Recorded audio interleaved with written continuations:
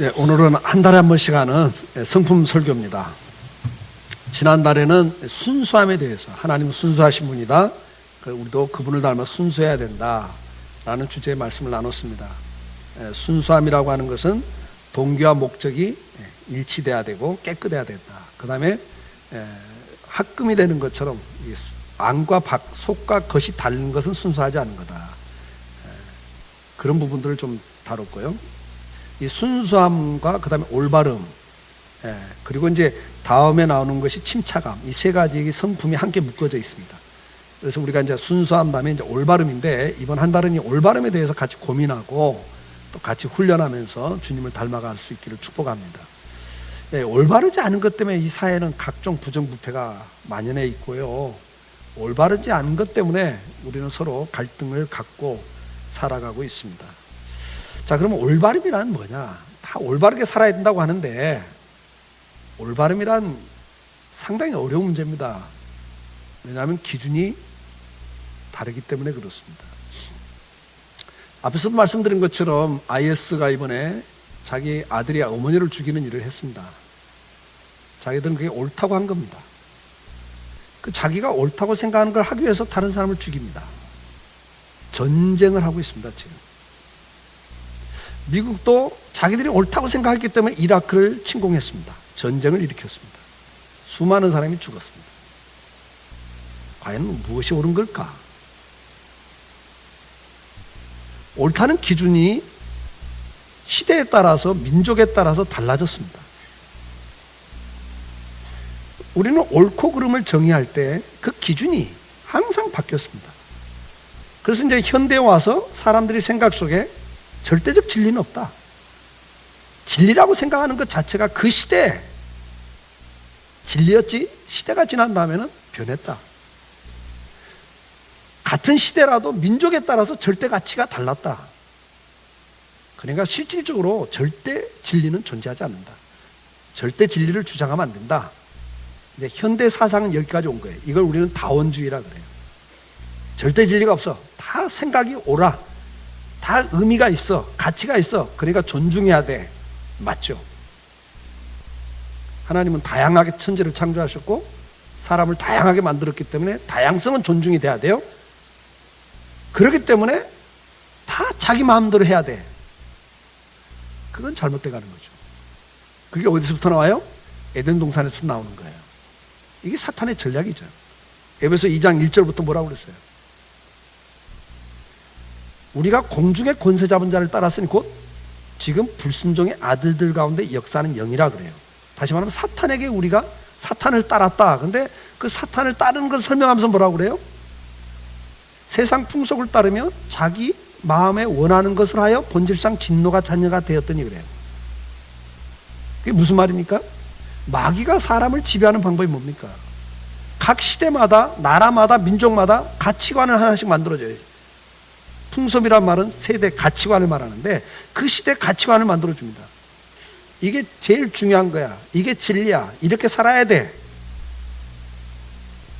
그 주체가 뭡니까? 사람이거든요. 에덴 동산 네가 주인이야. 하나님 주인 아니야. 네가 주인 노릇해. 그러니까 사람마다, 시대마다, 민족마다 뭐가 달라요? 기준이 다른 거예요. 왜?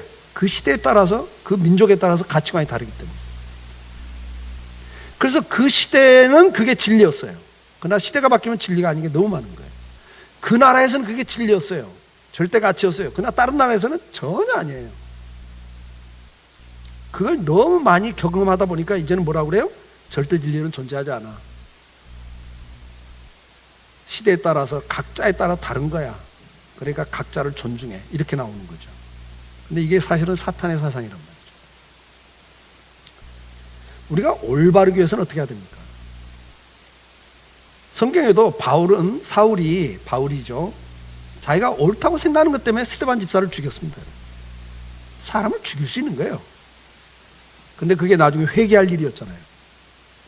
바울이 내가 죄인 중에 괴수라고 회개하는 일 중에 하나가 스데반 집사를 죽인 거였다.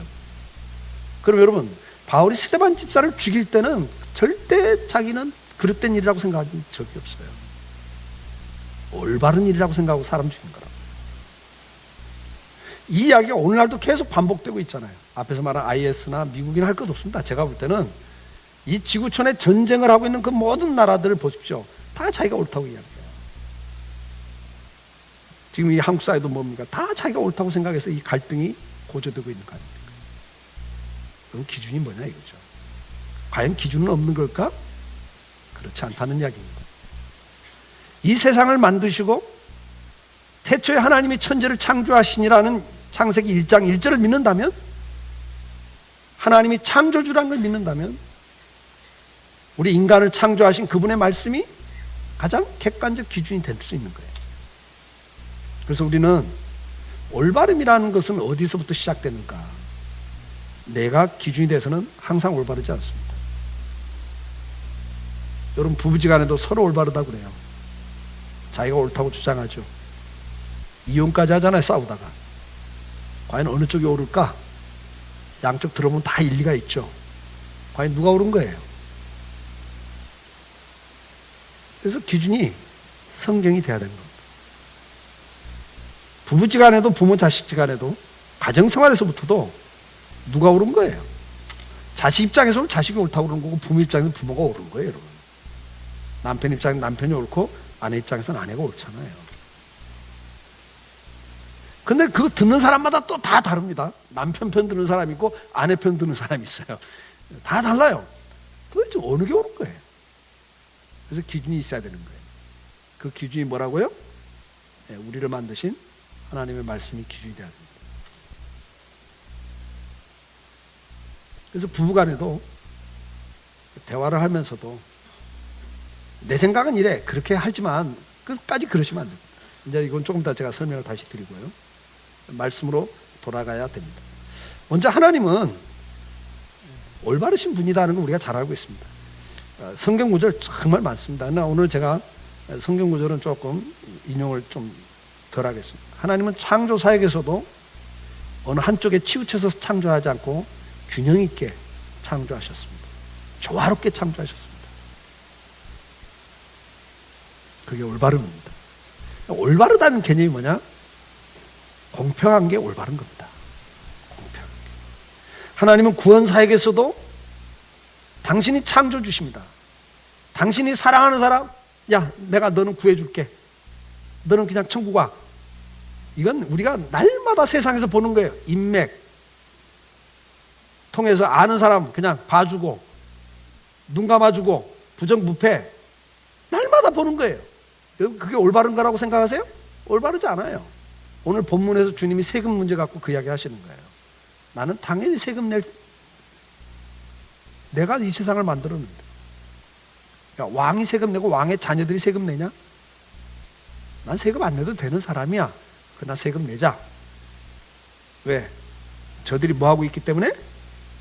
그들이 실족하지 않게 하기 위하여 그래요. 실족하지 않게 해서 내자. 그러신다고. 그러니까 우리가 지금 예수님이 뭘 말씀하냐면, 예수님은 우리를 구원하시는 데 있어서도 당신이 주인이시니까 야, 너는 천국 와. 그럴 수 있지만 그분은 그렇게 하지 않는다는 거죠. 정당하게 죄의 값을 지불하시는 거예요. 독생자 아들을 십자가에 죽이시는 거라고요. 그래서 이 올바름이라는 개념 속에는 공평이라는 개념과 의로움이라는 개념이 들어가요. 의로워야 되는 거예요. 이제 그런 부분에 대해서 주님은 수없이 말씀을 합니다. 수없이 말씀을 합니다. 빌립보서 2장 6절에 이렇게 말씀합니다. 그는 근본 하나님의 본체시나 하나님과 동등됨을 취할 것을 여기지 아니하시고 오히려 자기를 비워 종의 형체를 가져 사람들과 같이 되었고 사람의 모양으로 나타나셨음에 자기를 낮추시고 죽기까지 복종하시신 곧 십자가에 죽으십니다. 당신이 하나님으로서 얼마든지 우리를 구원할 수도 있고 할 수 있지만 정당하게 대가를 지불하시는 거예요. 이게 올바름이라는 거죠. 그래서 의로움이라는 개념이 들어갑니다. 공평, 의로움 이런 게 들어가고, 그리고 주님이 우리를 사랑함에 있어서도 올바르신 분인 걸 뭘로 나타나죠? 공평으로 나타나요. 시편 40편 17절에 나는 가난하고 궁핍하오나 주께서 나를 생각하시오니 주는 나의 도움이시오 나를 건지시는 이시라. 나의 하나님이 지체하지 마소서. 하나님은 오늘 이 사회에서 우리가 갈등을 겪고 분노하는 게 뭡니까? 금수저, 은수저 이야기를 합니다. 젊은이들이. 갑질이라는 것 때문에 막 다 분노합니다. 누가 갑질했다 난리가 납니다.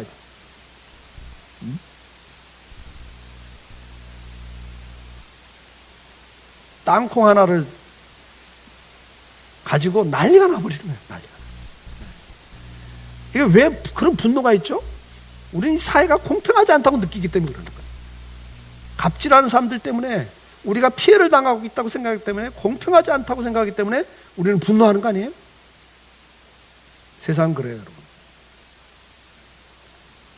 있는 사람들 자기들끼리 서로 도움을 주고받으면서 해가죠. 뭐 그냥 흙수저로 태어나면 평생 흙수저로 살아야 된다는 이야기예요. 이런 것 때문에 우리는 분노하잖아요. 정말 공평하지 않아요. 올바르지 않아요, 이 사회가. 근데 우리는 아닌가요? 우리도 다 우리끼리예요. 교회에서 보면 다 끼리끼리 놀아요. 자기하고 코드가 맞는 사람은 끼리끼리 놀잖아요, 우리도. 누구 뭐라 할 거 없어요, 여러분. 예수 믿는 우리조차도 그러고 살잖아요. 근데 하나님은 가난하다고, 병들었다고 소외시키지 않는다는 거예요. 똑같이 살피고 계시고 똑같이 사랑을 베푼다는 이야기를 성경은 계속합니다. 창세기 30장 22절도 하나님이 라헬을 생각하신지라 그렇게 말씀합니다. 시편 143편 3절에도 여호와여 사람이 무엇이게 주께서 그를 알아주시며 인생이 무엇이게 그를 생각하십니까? 시편 8편 4절에도 사람이 무엇이게 주께서 그를 생각하시고 인자가 무엇이 주께서 그를 돌보시나이까? 하나님 마음에 두시고 생각하시고 돌보신다는 거예요, 우리 인생을. 이게 올바른 겁니다, 여러분. 우리는 다 나한테 이익이 되고 뭔가가 가깝고 뭔가 있을 때 주고받죠. 살피죠. 생각해 주잖아요. 나 기분 나쁘게 하면 생각해 주려다도 접수, 철회. 올바르지 않는 거란 말이에요, 여러분. 다 내가 중심이에요. 내가 중심이 돼서 그렇게 합니다. 하나님은 올바르다는 개념이 뭐냐? 그분은 누구에게나 똑같게 하십니다. 공평이라는 개념이 그 속에 있습니다. 자, 하나님은 공평하고 의로우시다 하는 건 뭐 수없이 이야기했고요. 그런 부분들은 제가 지금 몇 페이지를 넘길 정도 성경 구절 한 20개가 그냥 지나가는 거예요, 지금. 왜? 이건 여러분들이 이미 다 잘 알고 있는 성경 구절들이니까요. 하나님이 의로우시다, 공평하시다. 창조에서도 구원에 있어서도 오늘 우리를 살피시고 사랑해 주시는데도 그렇게 하신다는 걸 우리는 잘 알고 있습니다. 자, 그러면 우리가 실제로 이제 그렇게 살아가기 위해서는 어떻게 해야 되냐? 우리도 주님을 닮아서 올바르기 위해서는 어떻게 해야 되냐? 우리는 이제 하나님이 아니잖아요. 인간이기 때문에 우리는 기준이 있어야 되는 거예요. 그 기준이 뭐냐? 하나님 말씀이라는 거죠. 자, 디모데후서 3장 16절에 보면 모든 성경은 하나님의 감동으로 된 것으로 교훈과 책망과 바르게 함과 모든 일에 유익하다 그랬어요. 그리고 하나님의 사람으로 온전케 하는 게 하나님 말씀이라고 이야기를 합니다. 사람을 사람 되게 하는 건 하나님 말씀입니다. 하나님 말씀만이 인간을 인간답게 만들고 바르게 만들어요. 그러니까 인간에게 있어서 뭐가 옳고 그른가를 객관적 기준이 되는 것은 하나님 말씀입니다. 여러분. 앞에서도 말씀드렸지만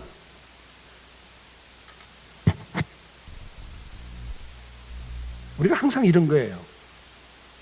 IS 이야기도 했고 그 다음에 역사적으로도 그 시대에 따라서 민족에 따라서 가치관이 다르기 때문에 옳고 그름이 달라졌단 말이죠. 그러니까 기준이 있어야 되는데 기준은 인간이 기준이 되면 다 이렇게 복잡해져요. 시대에 따라 달라진단 말이죠. 앞에서도 말씀드렸지만 부부지간에도 다르잖아요. 부모 자식 간에도 세대차가 나서 다른 거예요. 가치관이 바뀌기 때문에 옳고 그름이 바뀌는 겁니다. 그래서 우리는 항상 하나님 말씀으로 기준을 삼아야 됩니다. 빌립보 4장 9절에 너희는 내게 배우고 받고 듣고 본 바를 행하라. 그리하면 평강의 하나님이 너희와 함께 계시리라 그랬어요. 여러분, 우리가 주님의 말씀을 배우고 받아들이고 듣고 보면 그리고 그대로 행하면 거기에서 하나님이 함께 하는데 어떤 하나님이 함께 한다고요? 평강의 하나님이 함께. 이 말은 뭐예요? 평강이 그 가정에 와요. 우리가 가정에서 부부지간에 부모 자식지간에도 성경을 기준 갖고 그 말씀을 듣고 보고 배우면서 그 말씀대로 행하면 평강이 옵니다. 근데요, 말씀이 빠져버리면 부부지간에도 이혼 지경까지 가더라도 끝까지 가요. 왜? 자기 주장이 자기가 옳다고 생각하거든요. 이걸 누가 바꿔줍니까? 아무도 바꿀 수가 없어요. 그러니까 그때 물어야 돼요. 내 생각은 이래. 내가 옳아. 아니야, 내가 옳아. 그럴 때 우리 이거 내려놓고 잠깐, 그럼 하나님께서는 이때 뭐라고 하시는지, 하나님 이때 어떻게 하는지 우리가 좀 들어보자. 그리고 말씀대로 따라가자. 이럴 때 평강이 오는 거예요. 부모 자식지간에도 세대차입니다, 여러분.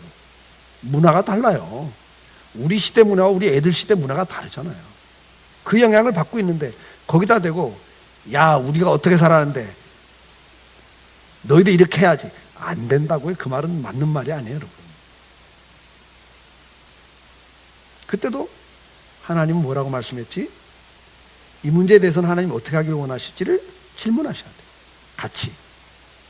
그래서 여러분, 낮 예배 드린 다음에 토요일 날 가정 예배 드리라는 이유가 그거 아닙니까? 주보에 가정 예배 교환까지 다 만들어주면서 이 말씀 가지고 삶을 나누시면 세대차를 극복해요. 문화를 극복합니다, 여러분. 그리고 부모 자녀 간에 하나가 돼갈 수 있는 거예요. 같이 공유할 수 있는 건 유일한 게 성경 말씀입니다. 그래서 여러분들 말씀을 같이 제가 낮 예배 설교, 애들도 이 본문 갖고 설교하고 그 다음에 가서 집에서 꼭 가정 예배를 드리시면서 삶을 나누셔야 돼요. 너 그 말씀 어떻게 들었냐? 거기서 뭘 깨달았냐? 그래, 너는 그 말씀 갖고 어떻게 살아볼래? 야, 근데 내가 살아보니까 이렇게 애로사항이 있더라. 말씀에 순종하려고 하니까 이런 갈등이 있더라. 바로 순종이 안 되더라. 너는 그 말씀 순종할 때 무슨 갈등이 생기냐? 뭐가 애로사항이냐? 야, 나는 살아보니까 그렇더라. 참 이게 어렵더라. 그래서 내가 조금 편법을 써가지고 하나님 말씀 약간 무시하고 이렇게 해봤더니 뭐 되는 것 같다가 나중에 보니까 이런 또 문제가 생기더라. 이해가 되세요? 부모가 할 일이에요, 그게. 왜? 먼저 살아봤거든. 해 아래 새 것 없거든요. 설명을 해주는 거예요. 그러니까 자녀들도 내가 알아서 살아요 그러지 마세요. 해 아래 새 것 없어요. 여러분 뭘 아버지 어머니가 살아가는 인생 여러분도 그대로 살아. 결혼해서 애 낳아봐. 똑같이 엄마 아빠 노릇 하게 돼 있고 똑같이 자식하고 씨름하고 내가 어때다 너 같은 자식 낳냐 소리도 했다가 막 별소리 다 하면서 살아가는 거예요. 다를 게 없어요, 여러분. 나이 들어가면서 느끼는 거 아니에요? 우리 부모가 걸어갔던 길 나도 그대로 걷고 있더라고요. 그 이야기를 해주는 거예요, 그 이야기. 자, 어쨌든 간. 자, 그러면 우리가 말씀은 시편 119편 105절에 주의 말씀은 내 발의 등이요 내 길의 빛이니이다 그랬어요. 말씀이 우리 인생을 인도하는 거예요, 여러분. 그게 기준이 돼야 됩니다. 공자의 말씀도 굉장히 유익하고 부처님의 말씀도 유익하다고 말씀드렸어요. 그러나 그게 절대 기준이 될 수가 없습니다. 공자의 말씀을 이 땅에서 한번 구현해보자. 몸부림치면서 했던 것이 조선시대 아닙니까? 육아 사상을 가지고 정치와 사회와 경제를 만들어보자. 아, 정말 조선시대는요 당파가 있었고 그래서 서로 주장을 해보고 그래서 어느 당파가 정권을 잡고 그대로 한번 구현해보고 그러다 안 되면 정권 바꾸고 멋있는 체제였습니다, 조선시대가. 일본 애들이 우리나라 식민지 하면서 사색 당파 날마다 당파 싸움만 하고 망한 게 네 민족이다 이렇게 폄하를 시켜놓은 건데 그 말에 속아서는 안 돼. 정말 왕권을 이렇게 제재해가면서 견제해가면서 정말 민주주의 그때 했잖아요. 근데 그 체제 갖고도 안 돼요, 세상에서. 끝내는 망하잖아요. 그러니까 유익은 있지만 그게 절대 기준이 될 수가 없어요. 우리가 절대 기준을 될 수 있는 건 하나님 말씀이라는 걸 우리가 다시 한번 기억을 해야 됩니다. 그러나 이제 중요한 건 뭐죠? 이 말씀을 기준으로 삼지만 말씀 우리가 제대로 모른다는 게 문제예요. 그래서 여러분 열심히 성경을 읽고 배우셔야 돼요. 모르니까 우리가 올바르게 갈 수가 없는 거예요. 무지함에서 오는 거죠. 근데 우리가 말씀을 알아도요, 말씀을 이해하는데 달라요. 상황에 따라서 시대에 따라 다르잖아요. 그래서 우리가 이 말씀을 깨닫는 데 있어서도 시대에 따라서 상황에 따라서 그 해석이 달라지잖아요. 어느 게 옳으냐 이거예요. 그래서 우리는 기독교 역사를 보는 겁니다. 기독교 역사에서 어떻게 교리가 변했는지, 그 본문을 어떻게 해석해 왔고 그 해석에 따라서 어떤 결과들이 나오는지를 우리는 역사를 통해서 배우는 겁니다. 그래서 이제 교리사라는 게 있어요. 교리가 어떻게 변하고 어떤 걸 갖고 논쟁을 했고 결과가 어떻게 됐고 역사를 통해 쭉 보면서 우리가 내린 결론 하나가 있는 거예요. 그래도 어떻게 하면 말씀이 중요하다고 생각하고 말씀 안에 살려고 몸부림쳤던 개혁주의 신학이 그래도 가장 성경을 제대로 해석한 신학이다라고 인정했기 때문에 저는 장로교 목사가 된 거예요. 그러니까 역사적으로도 그러면 이 성경을 어떻게 해석하느냐도 굉장히 중요하게 받아들여야죠. 역사를 통해서 교훈을 받는 거죠. 그러나 이제 더 중요한 게 있어요. 여러분 요한복음 14장 26절에는 이렇게 말씀합니다. 보혜사 곧 아버지께서 내 이름으로 보내실 성령 그가 너에게 모든 것을 가르치고 내가 너에게 말한 모든 걸 생각나게 하리라. 성령 하나님이 이 땅에 오셔서 하시는 일 가운데 중요한 일이 뭐죠? 예수님이 가르쳐준 그 말씀들을 제대로 생각나게 하고 깨닫게 하시는 일을 성령께서 하세요. 요한복음 16장 13절에 가보면 이렇게 말씀합니다. 그러나 진리의 성령이 오시면 그가 너희로 모든 진리 가운데로 인도하시리니 그래요. 그러니까 이 말씀을 제대로 깨닫게 하고 제대로 생각나게 하고 진리 가운데로 인도하는 게 성령 하나님이에요. 그래서 우리는 기도가 필요한 겁니다, 여러분. 그러니까 말씀을 깨달아도 자기 나름대로 해석해 보는 경우가 너무 많아요. 그래서 우리가 기도하면서 정말 하나님, 성령 하나님, 오늘도 뭐가 옳고 그른 건지 이 말씀을 내가 제대로 깨닫게 해주세요. 좀 하나님 뜻이 뭡니까? 기도가 필요한 거예요. 그래서 우리가 올바름의 길을 가기 위해서는 첫째 말씀을 많이 여러분들이 배우셔야 되고 묵상하셔야 되고 그 다음에 기도가 필요한 거예요. 그러지 않고는 우리가 올바르게 갈 수가 없어요. 왜? 저와 여러분 타락한 인간이라요. 뒤에 나옵니다. 이미 우리가 어두워져 있고 무지해져 있고 굳어져 있어요. 그래서 우리가 스스로 내가 생각할 대로 간다면 항상 그럴 때 수가 있어요. 그렇기 때문에 우리가 말씀을 중심으로 삼고 기도하는 생활을 꼭 해야 됩니다. 올바름의 삶을 살기 위해서 이 훈련을 이번 한 달 동안 좀 더 열심히 해줄 수 있기를 축복합니다. 이거 뭐 훈련하라니까 싫죠? 그냥 편한 대로 삽시다. 근데 여러분 우리 기독교인들은 그렇게 살면 안 되는 거예요. 이 사회가 이렇게 가고 있는데 기독교인만이라도 좀 힘들지만 훈련해서 우리만이라도 조금 올곧음을 좀 우리가 보여줘야 되는 거예요. 그 다음에 이제 이 올바름에 있어서 우리 관계 속에 올바르기 위해서는 뭐가 필요한가? 여러분 전제가 하나 돼야 돼. 전제가 뭐냐면 내가 타락한 인간이라는 거. 그래서 내가 옳지 않다는 것. 그렇기 때문에 항상 우리가 인간관계에서도 올바르게 가려면 상대편을 이해하는 훈련을 하셔야 돼요. 경청하는 훈련을 하셔야 됩니다. 왜냐하면 지금 내 생각이 옳은 것 같지만 그렇지 않은 게 너무 많거든요. 다른 사람 의견을 들어보면 내가 내 생각대로 큰일 날 뻔했네라고 하는 게 너무 많거든요, 사실. 제가 네트워크를 이렇게 하다 보면 이제 후배 목사님들 같이 이야기를 하잖아요. 제가 답을 말하지 않습니다. 되도록이면 답을 말하지 않아요. 왜? 답 말해놨다가 정말 얼굴 뜨뜻할 때가 너무 많아요. 내가 그분들보다 경험이 많지만 경험이 많다고 다 아는 게 아니거든요. 내가 답을 말하려다가 좀 참고 다른 목사님 어떻게 생각하세요? 그 문제에 대해서 어떻게 생각하고 이야기를 듣다 보면요. 와, 내가 빨리 말하는 게 정말 잘했다. 정말 부끄러울 뻔했다. 이렇게 생각할 때가 너무 많아. 그래서 중요한 건 뭐냐면 다른 사람의 이야기를 듣는 경청과 그 다음에 뭐가 필요하죠? 배려가 필요합니다.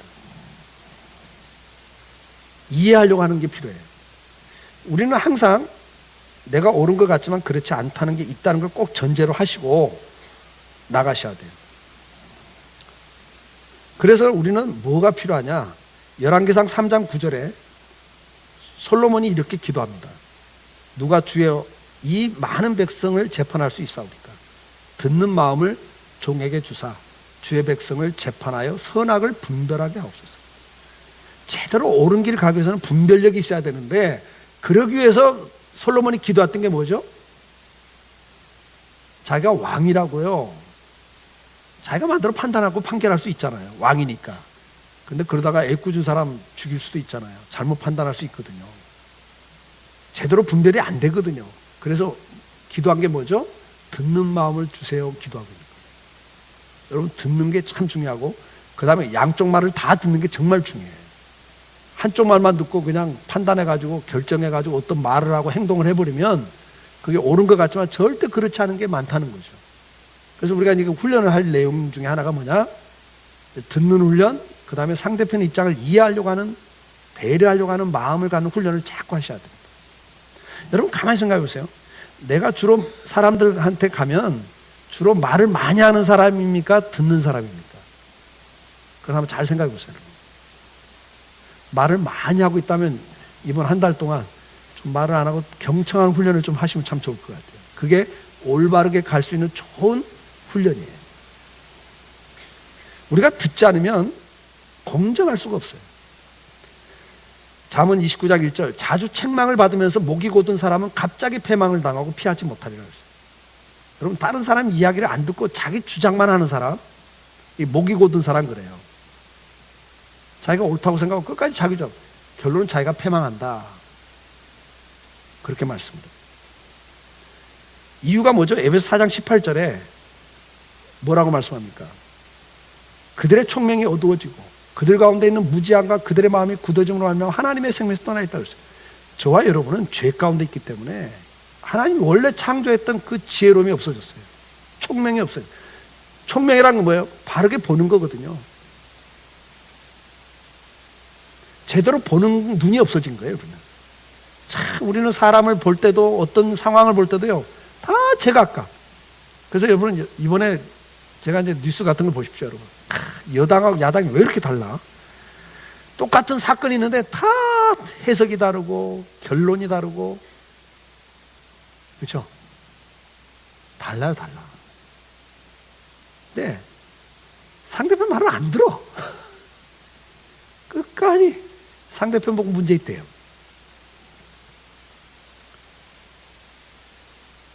여러분 보세요. 사람은 죄가 들어오면서 총명이 어두워졌습니다. 무지해졌어요. 거기다 마음까지 굳어져가지고 고집까지 세요. 이게 우리의 현주소입니다. 이걸 전제로 인정을 하셔야 돼요. 내가 죄인이고, 그래서 나는 제대로 볼 수 없고 무지한 사람이다. 내가 지금 보고 있는 건 아주 단면이다. 그걸 인정을 하셔야 돼요. 성경은 뭐라고 말합니까? 로마서 2장 5절에 다만 내 고집과 회개하지 아니한 마음을 따라 진노의 날 곧 하나님의 의로우신 심판이 나타난 그날에 임할 진노를 네게 쌓는도다 그랬어요. 무슨 이야기입니까? 내가 옳다고 생각하는 걸 고집하다 보니까 결국은 뭐예요? 진노를 내가 쌓고 있다. 하나님의 심판을 쌓고 있다. 이렇게까지 말씀을 하시는 거예요. 이 고집과 회개하지 않는 마음은 하나님 앞에 내가 심판을 쌓고 있다.